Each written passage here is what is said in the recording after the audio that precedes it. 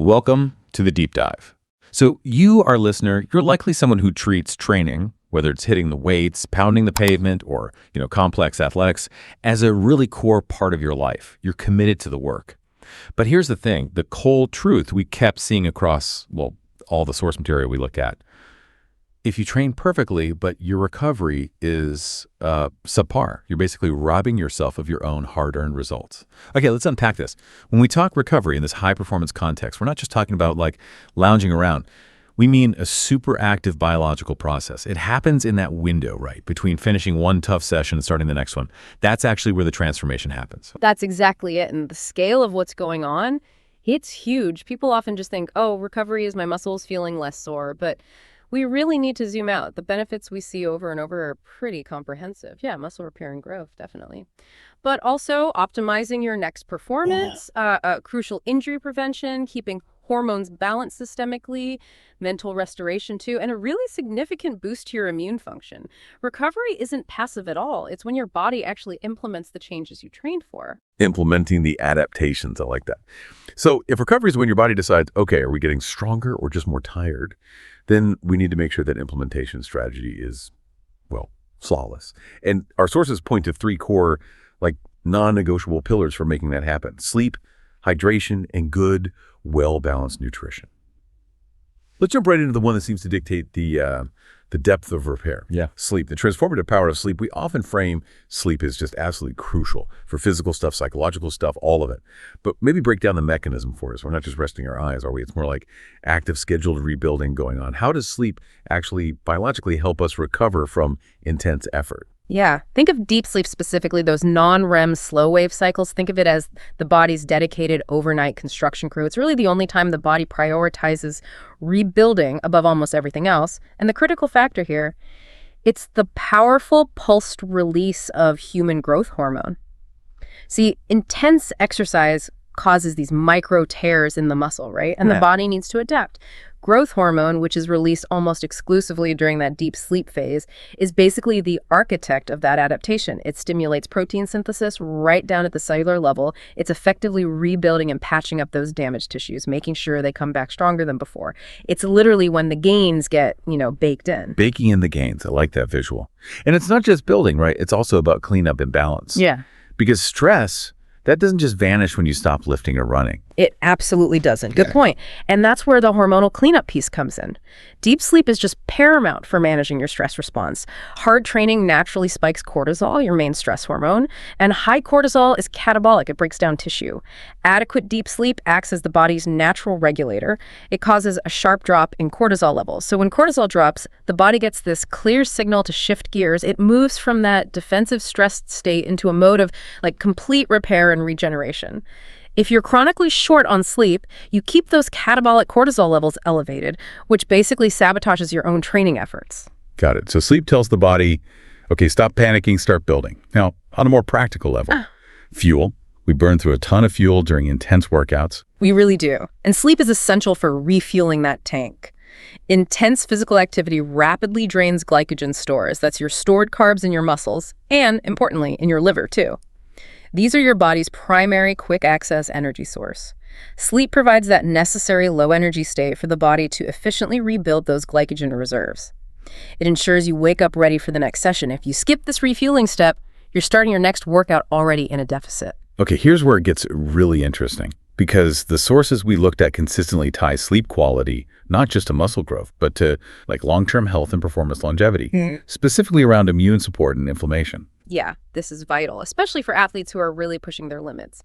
Intense training creates oxidative stress and can temporarily suppress the immune system a bit. Quality sleep is pretty much the only reliable way to support a robust immune system.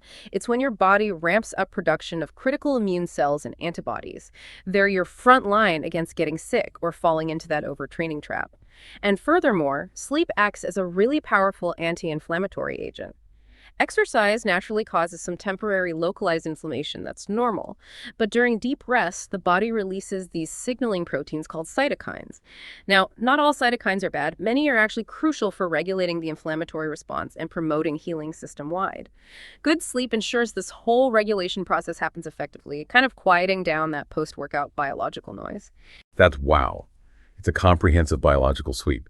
It really underlines why aiming for 7 to 9 hours of quality sleep isn't just a nice idea. It's more like a performance mandate. And remember, quality means things like a consistent schedule, a cool, dark room, and maybe avoiding those late-night stimulants that can block you from hitting that crucial deep sleep phase. Okay, let's shift gears. From internal repair, let's move to the operational environment. Pillar 2, hydration. Now, this often gets dismissed as just, drinking water, but the sources really emphasize it as the absolutely critical medium for all fluid balance and those systemic recovery functions. If sleep is the builder, maybe hydration is the transport system. That's a perfect analogy, actually. If you want the builder growth hormone and the materials, nutrients to actually get to the construction site, which is the damaged muscle tissue, you need an effective transport system. And that system runs on fluid. Think of proper hydration like the engine oil for your recovery system. If the oil runs low, the whole engine starts to overheat and seize up. It's that fundamental. And we need to think deeper than just preventing thirst. The primary job after exercise is restoring electrolyte balance. When you sweat, you lose significant amounts of sodium, potassium chloride. These aren't just random minerals. They are literally the electrical components of your body. Electrical components. Yes. Okay, explain why that matters so much for recovery. Well, it's all about communication. Electrolytes are absolutely essential for maintaining the electrical potential across your cell membranes. This is fundamental for 2 key things: proper muscle contraction and relaxation, and also for smooth nerve transmission. If your electrolyte balance is off, muscle cramps are the obvious symptom. But the less obvious one is degraded nerve signal quality. You basically slow down the entire biological conversation that slows down nutrient delivery, waste removal, and all the signaling for tissue repair. So optimal recovery literally needs crisp, clear nerve signals. And hydration is essential for that pathway. Exactly. And beyond that, hydration facilitates the entire delivery network.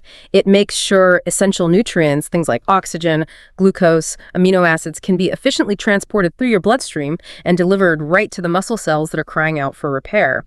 And don't overlook its physical roles either. Enough fluid lubricates your joints, reducing friction and wear and tear, super important if you're training heavy.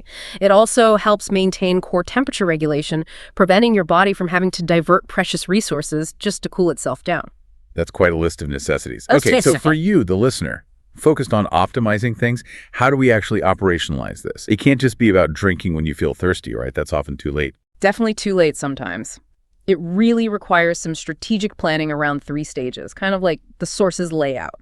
First is prehydration, making sure you're properly hydrated hours before your workout even starts. This stops performance dips before they begin. Second, during exercise, you need to maintain fluid and electrolyte balance throughout the session, especially if it's long or really intense where you're losing fluids fast. And finally, post-exercise rehydration. This is that immediate recovery window.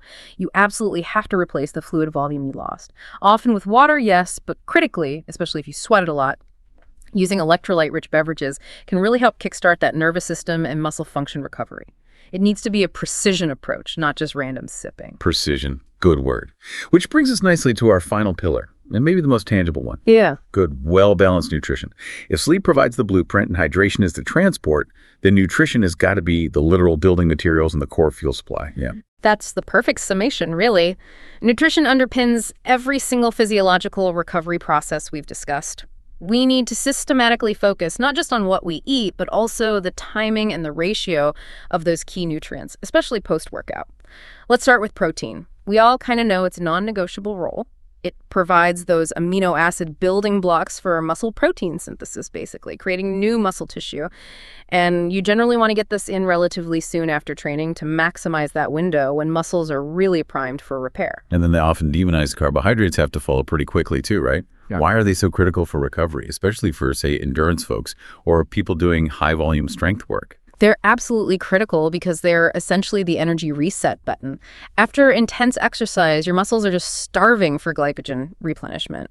Consuming high-quality carbs post-training, ideally in something like a 3.1 or maybe 4.1 ratio with protein, is essential for rapidly refilling those muscle and liver glycogen stores. If you neglect this part, your body might actually start breaking down muscle protein for energy later on, which totally defeats the purpose of your training. Carbs make sure your energy reserves are topped up and ready for the next session. Okay, and critically, Let's make sure we champion healthy fats here. They aren't just calories. They seem foundational to systemic recovery. Absolutely foundational. Healthy fats, you get them from things like avocados, nuts, fatty fish, olive oil. They are vital for hormone synthesis. A lot of the hormones responsible for muscle growth, regulating metabolism, managing inflammation, they're derived from fats. If your healthy fat intake is too low, you compromise those fundamental signaling processes that drive recovery. Right. Let's also shine a light on the sort of unsung heroes, the micronutrients in whole foods that maybe prevent systemic breakdowns. Yeah, this moves us beyond just macros into the quality of the food. Vitamins and minerals, which you get from a whole rainbow of fruits and vegetables, act as cofactors for literally thousands of bodily processes, including immune defense and energy production. But the really deep dive here might be into antioxidants. See, intense training naturally creates these things called reactive oxygen species, leading to oxidative stress. That causes cellular damage and inflammation. Foods rich in antioxidants, think berries, dark leafy greens, even spices, they act like internal shields. They neutralize that oxidative stress, directly reducing inflammation and allowing those repair processes to happen much faster and more efficiently. They basically protect the system from the internal wear and tear of hard work. So it's the whole package then, the protein to build, the carbs to fuel, the fats to signal, and the micronutrients to protect. That combination creates the ideal recovery environment. Precisely. And don't forget the supporting players, like fiber from whole foods. That improves digestive health, which leads to more efficient nutrient absorption. Your recovery is only ever going to be as good as what your gut can actually process and deliver to the cells. Okay, so what does this all mean? We've covered sleep as the master builder, hydration as the transport system, and nutrition as the fuel and materials, the big three pillars that really define the quality of your recovery. It means that the long-term transformation you're chasing, whether that's getting stronger, building endurance, or just becoming more resilient, it hinges entirely on this symbiotic relationship between how hard you train and how seriously you commit to recovery. The sources overwhelmingly show that the body doesn't transform during the workout, it transforms during the recovery. Really internalizing that balance is what unlocks your full biological potential. You heard that right. That hour of maximum effort in the gym or on the track, that's only half the story. Committing to solid sleep, strategic hydration, and intentional nutrition that's not resting in a passive sense. It's proactively optimizing. The dedication you show to the workout has to be matched by the dedication you show to the pillow, the water bottle, and, the dinner plate. Optimal performance isn't achieved by just training harder and grinding your body down. It comes from truly understanding the precise biological mechanisms of when and how to maximize rest and repair. So if your body rebuilds stronger during rest, the question you really need to ask yourself tonight is pretty simple. If recovery is truly where your potential gets realized, how much of that potential are you leaving on the table right now by maybe not prioritizing recovery the way you prioritize the workout itself? Something to think about as you plan your week.